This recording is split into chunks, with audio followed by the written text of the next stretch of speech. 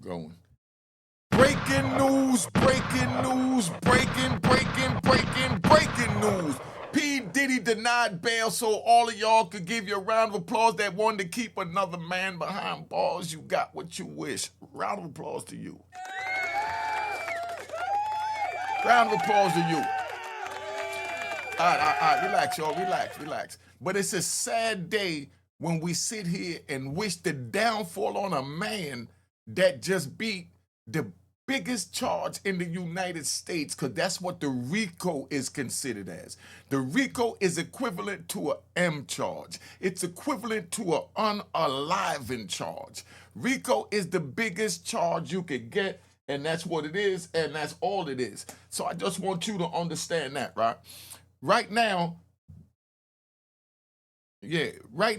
Diddy is in jail, fighting for his freedom, was trying to get bail to go home and keep whatever he got left of his $1 billion in order and just do what he has to do. But it's so hard when you got people just attacking you and you can't even stay focused. You remember at the beginning of this process when they was hitting him with the lawsuits and the lawsuits and the lawsuits. And as they kept hitting him with the lawsuits, it was like, where you going with this? But let's go.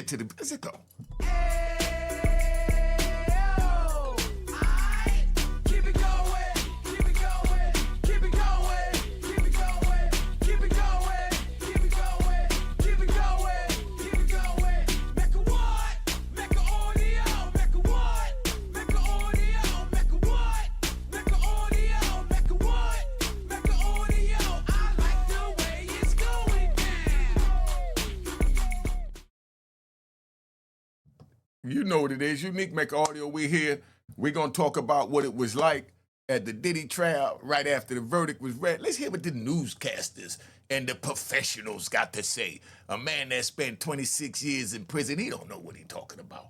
But if you notice everything I said, how this was going to play out with them RICOs and those predicates, that's why that's one of the most serious charges in the United States, period. They have 5 charges within that one charge. Those 5 charges are elements, period. Remember that. All right. In on what it sounded like outside the courthouse when Sean Diddy Combs' mother emerged after the verdict was rendered.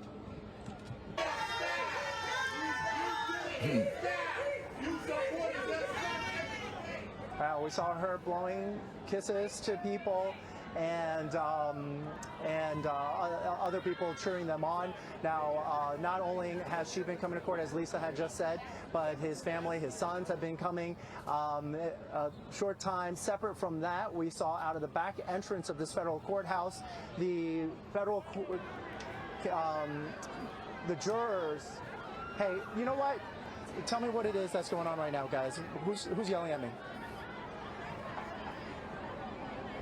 All right, well, this is breaking news right now. Let's come back on camera for this, and let's bring in Lisa Evers here. We're learning right now, Lisa, that apparently bond has been denied. Okay, Well, I don't know if that's getting it. Let's use this one. let's get Jeremy here. Yeah, Jeremy, can you come back in here when you get a moment? Come on, Jeremy. Y'all get it together now. Y'all looking like Unique Mecca Audio or YouTube was an channel. argument that because the jury found Sean Diddy Combs guilty only on the lesser of the charges, that Hold on. Look how confused he is, and he's talking. That's what I'm saying. They just get anybody to talk. No disrespect, but I mean, I'm going to break down what he's trying to say and explain to you so you could understand. And you let me know if you don't think YouTube get ready to take over these so-called major podcasters that got the bag behind them, but we ain't got the bag. We starting independently, the same as back in the days. We started independently with the records. That now that you got these dudes with millions of dollars because we started from selling our CDs and tapes out the trunk. Don't forget those days, all right? Now, that's what we're doing right now, equivalent to YouTube, because we riding. Welcome to the Unique Ride. Now, check it out. So now you got them, got the bag behind them. They stumbling, they're and and don't even know nothing about the CCE. And you got a man that sat here 26 years fighting the CCE, made to the Supreme Court, went to the appeals court, fought it all the way, and then made it back to society, and now giving back to society. Instead of them contacting me, they get a dude up here because they said, oh, he's a professional. What makes him a professional? Is he a professional what? You know what I mean? All right, let's go. Let's keep it moving. that he might be able to go home. The judge even asked him at one point, I imagine you don't want to go back to MDC. He nodded vigorously. Right? Let's use this microphone. I'm not sure if that won't. So in other words, the judge was teasing him. The judge already know he gonna deny him bail. He gonna say, you don't want to go back to MDC, do you? And he like, nah, boss, I definitely ain't trying to go, boss. You know, and the judge said, yeah, all right, I got something for you. Well, thank you for being honest. And then the judge came back and said, let me be honest. Your black ass ain't going nowhere. You're sitting in there until October 3rd when I decide my sentencing.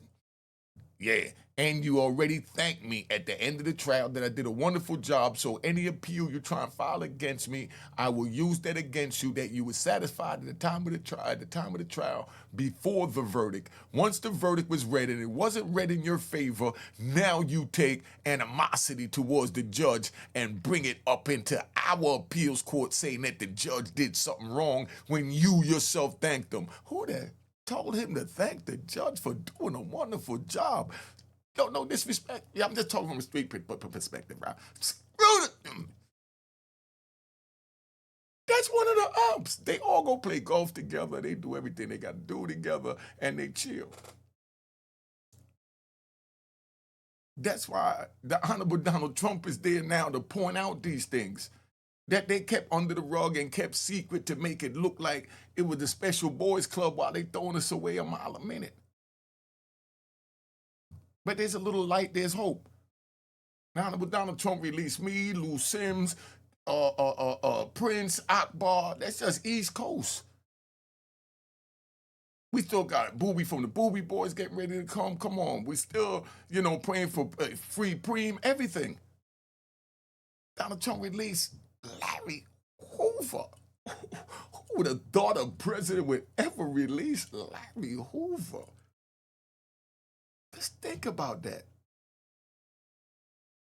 Let me just keep this moving, man. Let's get back to Lisa Evers because they the professionals. I'm nobody. What do I know? Works. And Jeremy, if you'll come in here Jeremy. too. Should we start with Jeremy's? Let's get Jeremy. Sallin is with us. He's a criminal defense attorney and former Manhattan prosecutor. And the bail, the news is that bail has been denied. Yeah, that the judge.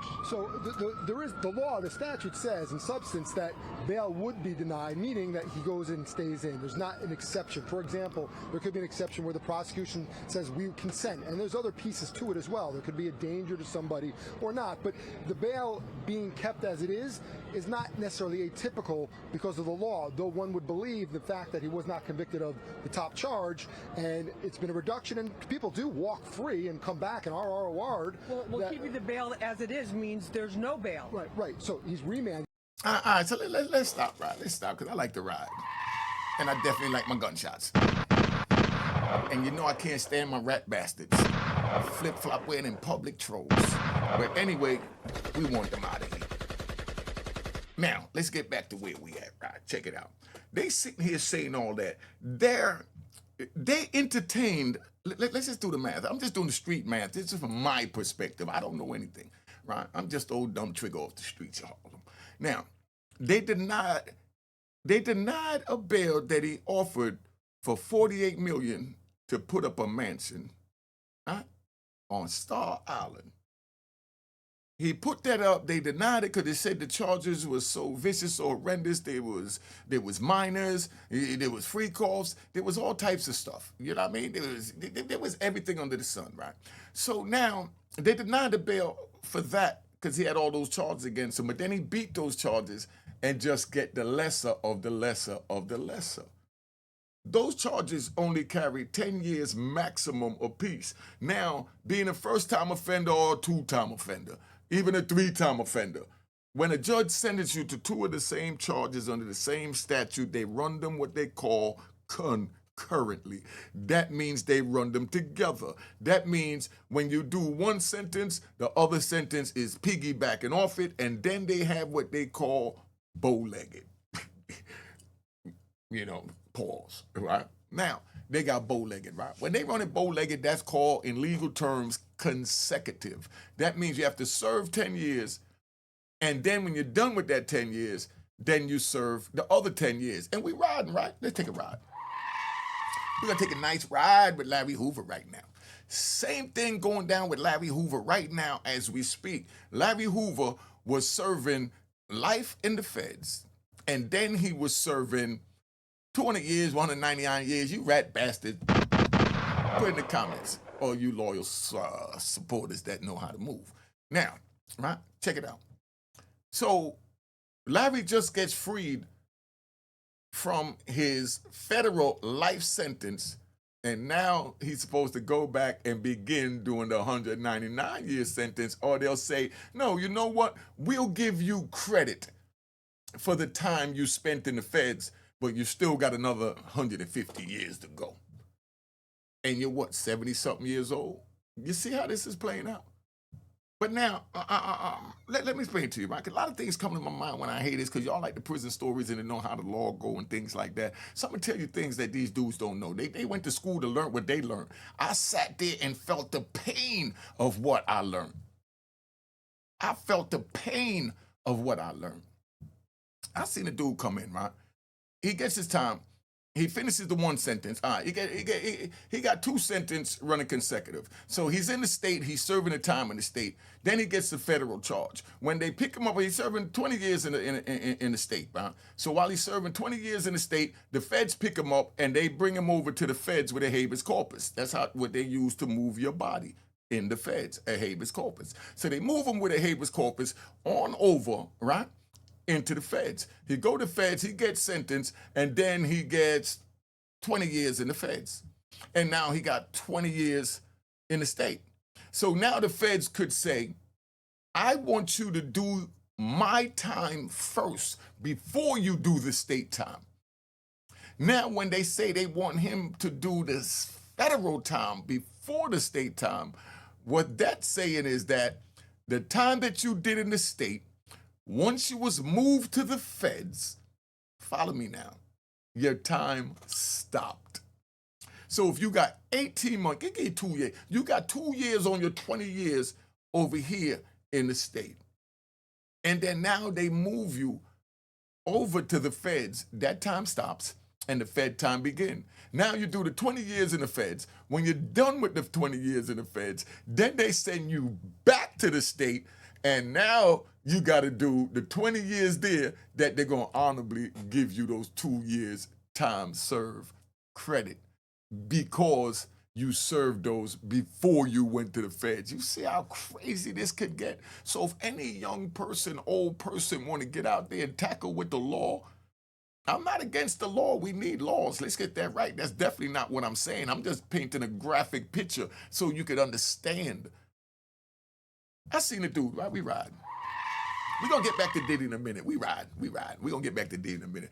I seen a dude that had that same sentence, right?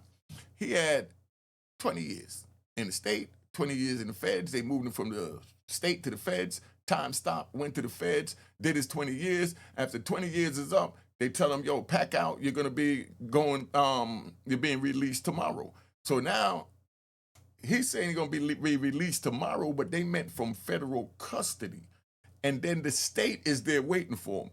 He's thinking that he's going home to his family after serving 22 years in prison. The 2 years in the state and the 20 years he just served in the feds, a total of 22 years. And he said, man, I'm going home. I'm only 52. And they said, no, hold up.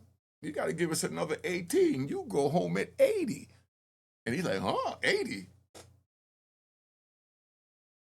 Anybody want to challenge me on anything I say when it deals with the law in this prison, feel free to. Matter of fact, my number's on the screen, 917-680-9091. I live this ish. So that means I know how this works. So don't even sit here and play those games. You know, I'm doing a video. I'll call you in a minute. All right? So that's where we at, so you understand. So imagine thinking you going home after 20 years in the state waiting on you. Say, oh, you got to give us 18 years after 20 years from back then. And you sitting there looking, where did this go? How did this happen? Welcome to the justice system. Don't blame the justice system. Blame yourself because you violated the law. I use all the excuses in the world when I got locked up. That's called mollifying. The feds taught me that in psychology courses and evaluations and stuff they did with me, right? So that's how they came with it. So once they came and they explained that to me, because I'm saying that now I was selling drugs because my mom's, Ain't had no money. We was poor. My mother and father got divorced. My father didn't give my mother no money. And now my mother and my kids, and now I got kids. And I got all these mollifying excuses in the world.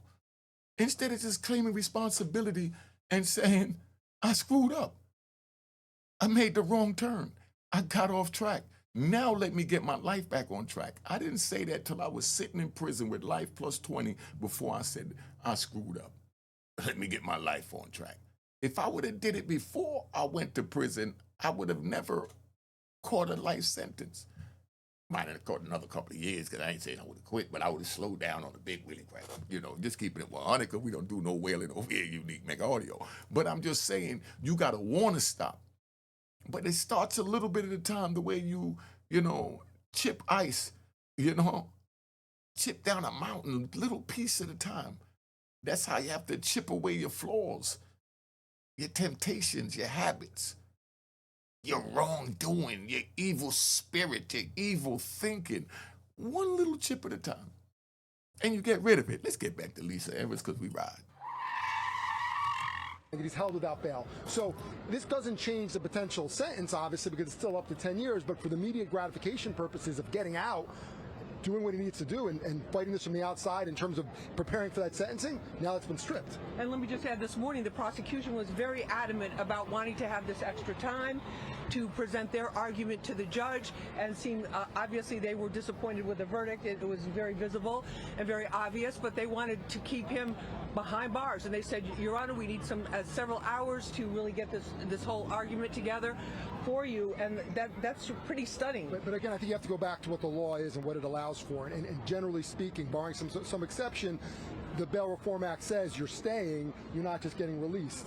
He was convicted of a crime. I think people, rightfully so, are disappointed and have questions from the public's perspective when you have such a horrific allegation that is not proven or substantiated beyond a reasonable doubt. And summarily, we're not talking about on the cusp. That's a pretty quick verdict that I think fooled many people, thinking that there might have been a sex trafficking conviction. He's walking scot-free in terms of any allegation of coercion, force, fraud, violence. But he's still in custody. Okay, so Jeremy, what about? Can we just ask Jeremy? Was it a difficult decision for the judge legally? I think the judge is no. I think the judge is not finding any exception and following the law, and that's why he's staying there. The hope from the prosecution, though they didn't, the defense, though they didn't raise it specifically in their letter to the court, was that yes, there may be the Bail Reform Act, and that was what the prosecution relied on. Said statutorily, you can't just let him walk. The prosecution was hoping, the defense was hoping that the judge would look past that and say, he's returned, he just shows that he can follow the court order, he's not going to flee, and he's not a danger to anyone specifically or the community at large. And then, all right, bottom line, let me translate that so y'all understand, all right? Let's get the wheels of justice rolling here from a street point of view. Bottom line, what they saying is Diddy sat there, Diddy done got locked up, Diddy had this big horrendous bill, he had these crazy horrendous charges against him, the whole world said he was this big monster, and that's the picture that's painted of him as this big monster. I said from the beginning, let the process play out. If he's guilty, castrate him. If you're guilty of touching any little kid, violating a woman, I say castrate him. But they got laws for putting your hands on a woman that's called domestic violence. He wasn't charged with that, so he don't have that. Let's keep it moving so y'all fully understand. So they mad they couldn't get him on domestic violence. They mad they couldn't get him on that. They took him to the jury. They just knew that they had everything they wanted because it's overzealous and overconfident that they had this. But the more they put on, the more they woke up the people, the jurors, that it was more than what it looks like. Sometimes they say less is best. I see dudes make videos 7 minutes and kill them. Then I see dudes make videos an hour and kill them. You know what I mean? But less is best. How many 7-minute videos you could get? If you're going to kill them like you're the person doing an hour video now, you're making the money. You got to know how to add all that up in order to understand how to maneuver and capture this YouTube in a manner that it is. So you see people putting up a whole bunch of videos and they're putting up 4 or 5 videos a day. If each video get 2,000-3,000 views, you add all of them up. Now you're talking about 4 or 5 videos, talking about 15,000 views that you made with. If you would put up one video, you'd only got 2,500 views or 2,000 views. You see what I'm saying? But it all adds up, and now you're making it back because you don't put more in it. And I'm giving y'all too much, but just because Diddy could think like that, he was a threat. I was a threat. That's why they stripped me of my financial wealth. That's why Diddy is blessed right now, because he didn't get found guilty of RICO. That's what the family was cheering about. Y'all don't get it. The family, when the mother was cheering and blowing kisses and the son got convicted of 2 charges, the media yelling, looking at 20 years, knowing that they can't give him no more than 10, because whatever they give him, they're going to run it together concurrent that I just taught you in the beginning of this video. But moms were throwing kisses knowing that baby boy might go away for 10 years. But they got the bag. The government didn't get the bag. Moms is celebrating that they have their generational wealth and didn't get stripped, because if he would have been found guilty of that RICO, Bad Boy Entertainment would have been Rat Boys. Every rat in America would have been trying to get on that label, and internationally as well. You know? I mean, but it's just crazy. I make light of it just so you can see it, but it is what it is. That's why I say don't go out there and violate these laws, man. These laws have statutes and codes, and you need to know what they are when you're getting into certain things, because you know in your mind what's right and wrong. So if you think it might be against the law, don't do it. If you want to pursue doing it, go read the law books and see what it is. And then now you know that it's a crime, look up how much time it gives. Then ask yourself, would you be willing to do that time? I'm going to take you on a good ride, right? You know, when I stop, you know, I'm trying to find a polite way to put it, because I know I got a lot of new people coming there. They don't understand the gangster, right? I'm going to keep it 100.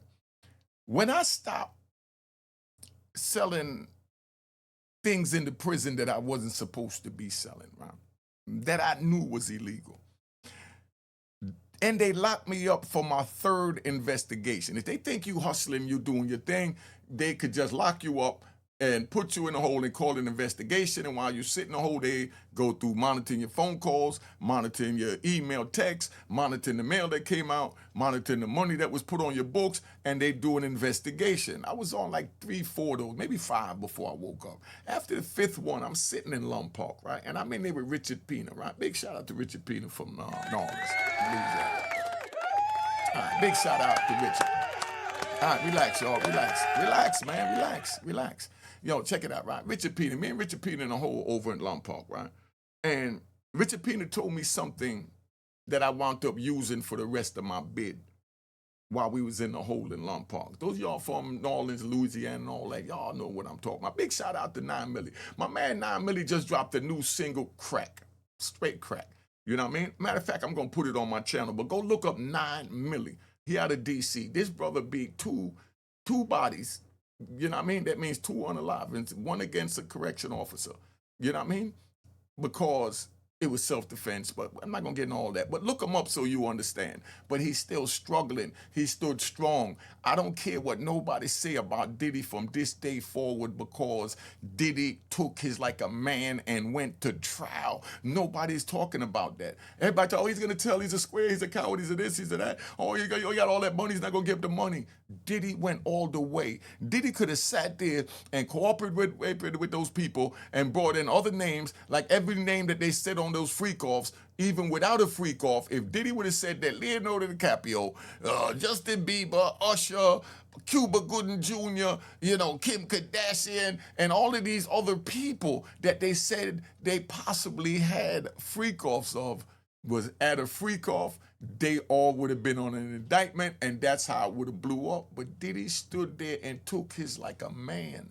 And these are the same people that abandoned him when he went to jail. But you can't be mad at them, because the same thing, when I went to prison, I didn't try and call none of my homies on the phone on the street, because I know when they went to prison and they called, I wasn't answering no call knowing that you in the federal government's hands.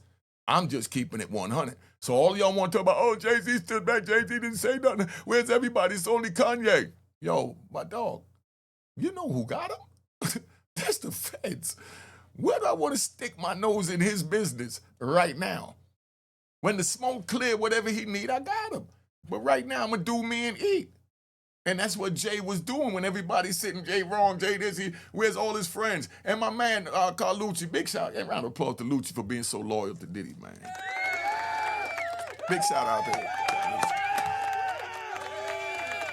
Relax, y'all. Check it out. Big shout out to Carlucci. Reason why I say big shout out to Carlucci is because he had a shirt that he got, and I wore the shirt, and I'm gonna wear it on my next show. 'Cause I still got another brand new one.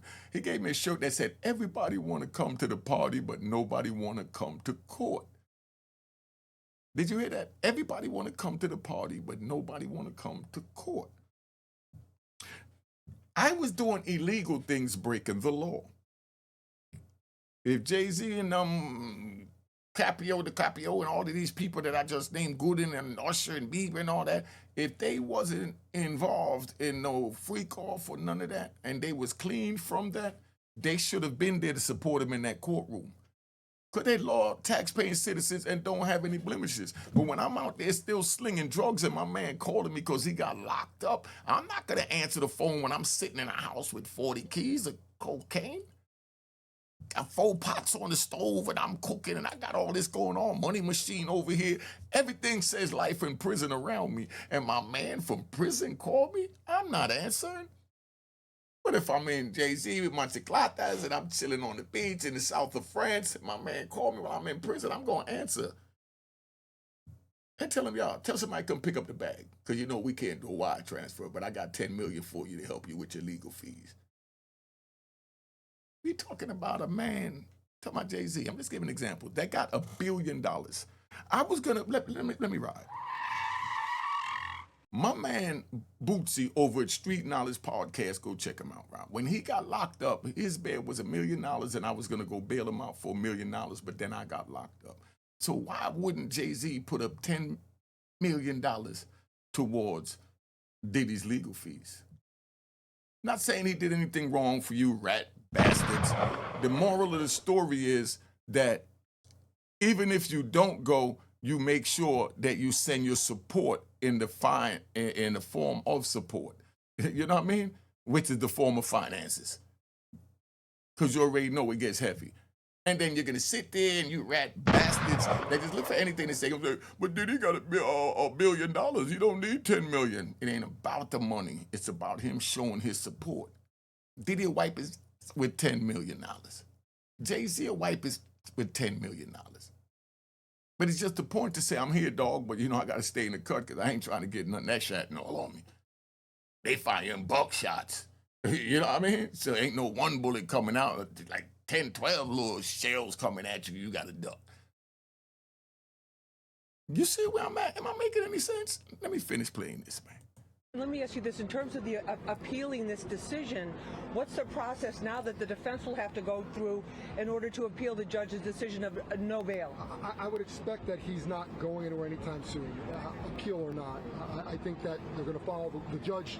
You know, I haven't heard what the judge said, so it's hard for me to just speak on an island here. But based on the law as we know it, I think the judge has ample ground to stand on and make this decision. Let me answer that. Our Sharon Crowley has been watching this and telling us right now the judge says that the government was correct that the detention is mandatory for a Mann Act conviction, right, what you're indicating, and the judge said that the limited exception to mandatory detention was not met. Sean Combs pointed to his duties as a father and a son, which we talked about, but that does not rise to the level of an appropriate exception, according to the judge. Right, and to my point moments ago, that's what the law is. But we like to think that from the outside looking in, when someone has been charged with such egregious and horrible acts and a jury of your peers says no so quickly, there should be a means to say you should be free, but there still is a conviction. The Mann Act qualifies. He's in custody. Whether that's a sign of the judge saying I'm going to harshly sentence him or not, we can't say, but let's not read into it. The judge is simply following the law, and this warrant does not warrant that 10 years that you're hearing about for each of the counts for Jane and then Jeremy, remind us again about the Mann Act. So the Mann Act does not involve coercion or force or anything like that. The Mann Act simply says that if you're bringing someone across state lines in substance, engaging in prostitution, that violates the law. You know, I look at this case, not to really go too far off, this really, especially when you hear this verdict, should likely never have been in that courthouse. If anything, it should have been in that courthouse, meaning 100 Center Street or something similar, in a state courthouse for domestic violence, exactly, abuse, for things that physical abuse and assaultive behavior, those types of things. But now we're here, it is what it is, but I think the prosecution really got humbled whether or not the judge is keeping Sean Combs in. No, 100%. So now tonight he'll be spending the night in MDC. It's hotter better in there than it is out here, certainly for him. But there is now a horizon. That sun is rising for him. There is an out, and I'd like to think, based on the evidence and based on the finding of that jury, that out will be reasonable. And the defense said maybe 20 to 24 months. The prosecution is saying at least 50 to 60 months, even more. Where the judge falls, I don't know. But there's freedom for a guy who's looking at life in prison, which is unbelievable, whether he's in jail tonight or not. And you told us. Did you hear that? They talking about 24 months. I did 60 months in solitary confinement in ADX Supermax Florence Underground with 23 hours a day locked in a cell and 1 hour a day to come out, and that was only 5 days a week. The weekends and holidays, I didn't come out the cell. If something happened in the main USP at Florence, then they locked us down over at ADX too, and we don't know what's happening because we locked in our cell. So I spent so much time in solitary confinement. It's a wonder I didn't lose my mind. But I know I had to move forward to bring y'all this message to relax, man. Stop breaking these laws. It's not worth it. They have statutes you don't know about. I didn't know nothing about a conspiracy statute. They told me that if somebody, listen, I'm gonna tell you what conspiracy is, right? We're gonna take a ride with conspiracy. Conspiracy is what they call a thought crime. Imagine this, right? Oh, big shout out to super producer Rico. You know what I mean? Rico Anderson. Big shout out to Rico Anderson. All right. Now, where's that at? See, my mind be all over the place, but I be gone. Where was I at? I ain't got nobody tell me where I'm at. What would I say last? Should I run this back? You know what I mean? Yeah, we talking about conspiracy. Yeah. Conspiracy is what they call a thought crime. Conspiracy is a thought crime. I'm going to show it is. If me and you is talking and I'm talking about robbing a bank, and then you go to the police and you tell somebody that I came to you and said that I wanted to rob a bank, they could lock me up and charge me with conspiracy, and you be the government's witness or state witness against me, all because I had the thought to rob a bank and I shared it with you, the rat bastard, and you went and told on me. Is this crazy? Now, y'all put in the comments if y'all believe it or not. Let's go. Let's keep this moving. Just remember, I only speak facts up here. Conspiracy is a thought crime. You ask anybody that's been in prison, they'll tell you. I've seen them use conspiracy in some of the weirdest, loosest, craziest, acrobatic ways that I never thought possible. That's why when I sit here and I talk on YouTube and I give you 4 or 5 different scenarios to one situation, and you was only looking at it one way or maybe 2 ways, and then here I go dropping 3 ways on you, and you saying, whoa, I got to tune into this dude. Make sure if you subscribe to hit the notification bell, please. If you not subscribe, please subscribe and hit the notification bell. And the like button is a must. All right? Let's get back to this. But yeah, conspiracy is a thought crime. You see how y'all learn things over here? Said there's no minimum with the conviction, the prostitution conviction. Correct, but there are guidelines, and the judges generally follow those guidelines. There's the ability to move along them and go up or down. But I think we have to look at what the evidence is and remember that the prosecution can still bring out in sentencing, though you could not do that in a state court, all of his other allegations and the evidence there that was not supported by the jurors who said not guilty, because it's not proof beyond a reasonable doubt. It's sentencing. It's not the same standard. Right. But do I think he's going to get 10 years? We've been wrong before. No, I do not. There is an out for him. All right. Big we'll out. Continue watching this closely, and so that's it. That's it for now. That's it for today. Yeah, just to sum up, this has been a day of news on the Sean Diddy Combs case. First, the jury came back and rendered a not guilty verdict on the heavier charges of the indictment. And then there was this talk about whether or not he would be walking out of here. There were a lot of reasons why some people thought that that might actually be the case. But at this point, we've just learned that the judge has denied the application for bail, which means instead of walking out a free man today, Sean Combs will have to wait. And the judge noted, we're told right now by Sharon Crowley, that one of the incidents of violence violence against a former girlfriend was in June of 2024, after Sean Combs knew that he perhaps was illegal. Right. So there are things in the bag, so to speak, that the judge is taking into consideration, that as people out on the street, maybe we were slower to get to, but the judge has made his decision. Sean Combs will not be seen on camera outside the courthouse today, at least not as a somewhat free man on bail. That's the latest from here at the federal courthouse in Lower Manhattan. We go back to you guys. All right, so that's where it's at, so you understand. Been here long enough, 34 minutes, y'all got enough jewels for the day. Diddy was denied bail, but what I was getting at before is that they contemplated taking, Diddy offered a $48 million bail the first time package, and then he come back, and this time if he beat the charge, he only offered $1 million. Do you think the government think that was a slap in the face, and that's why even the judge said, hold up, how am I going to get my cut out of $1 million? I'm just saying, just making fun. None of this is true. We're just making content. So y'all enjoy yourself. 4th of July coming up. Don't drink too much. Don't drive when you're drunk. Man, follow the rules, man. That's it. Cheers, cheers, toast the crime, toast the crime, the crime, the crime, the crime.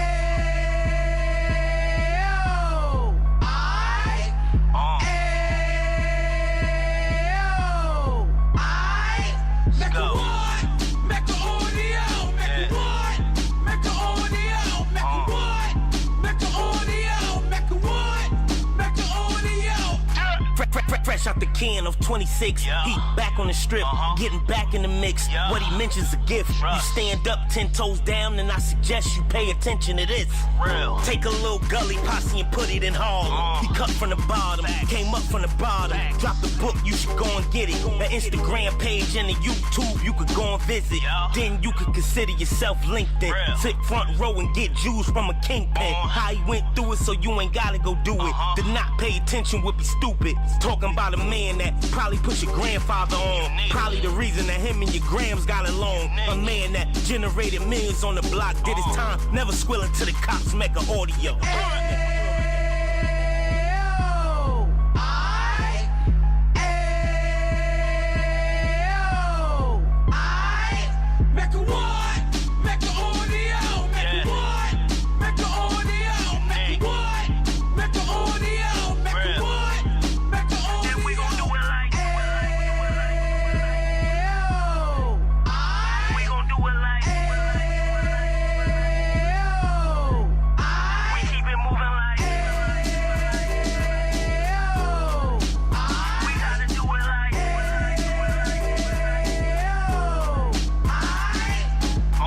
Get it live like 2 G's in the 90s. Drop top beamer so shiny. I let shorty go, she was whining. Treat her like my past, she behind me.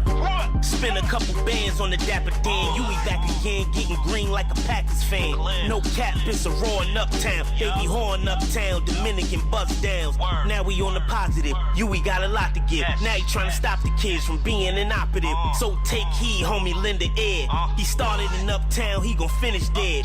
But now it ain't about selling drugs, buying cars. It's about buying property to make the community ours, so we can give back to the. Cheers, cheers, toast the crime, the crime, the crime.